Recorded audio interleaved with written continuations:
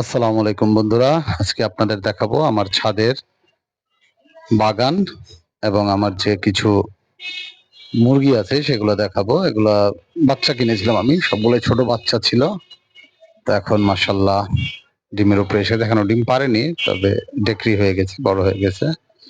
আমার এই লাল দুটো হচ্ছে দুই বান্ধবী, দুজনকে একসাথে আনছি, একসাথে ছোটতে বড় হয়েছে, দুজন বান্ধবীর মতো একসাথেই থাকে, একসাথেই সব জায়গায় ঘুরে ফিরে, একসাথেই খায়। অন্যরা সবাই ওদেরকে মাইর দেয়। আর এই যে আরেকটা দেখা যাচ্ছে কালো, এটা হচ্ছে আমার প্রথম 4টা বাচ্চা কিনছিলাম, সেটার মধ্যে একটা।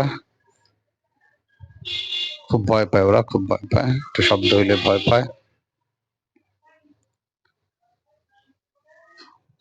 আসলে এই বিকেল বেলা এই মুরগি কবুতর এগুলো নিয়ে বা বাগান নিয়ে সময় কাটালে ভালোই লাগে।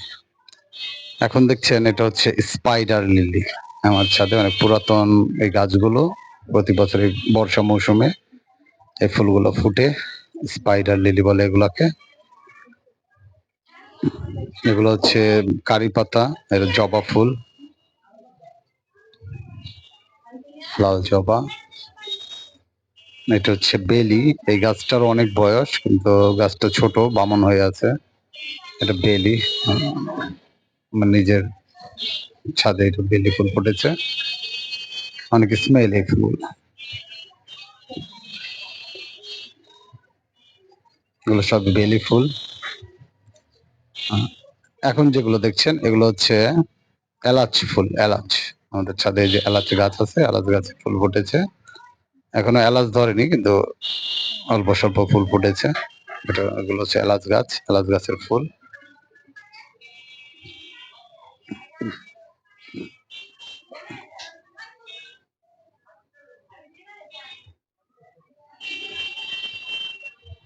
এলাচি ফুলগুলো দেখতে অনেক সুন্দর, আকর্ষণীয় কালার।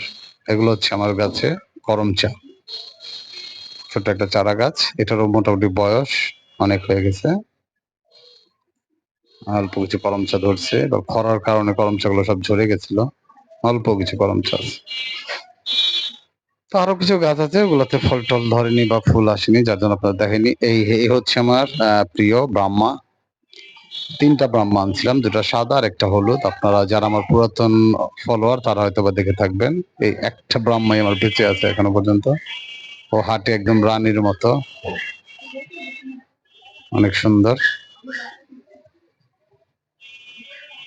এই দুটো হচ্ছে একটা কাদাকনাথ, একটা টাইগার। এই যে আমার লাল সুন্দরী। এই বিকেল বেলা ছাদে এভাবেই সময় কাটাই, পশু পাখি, গাছপালা, কবুতর,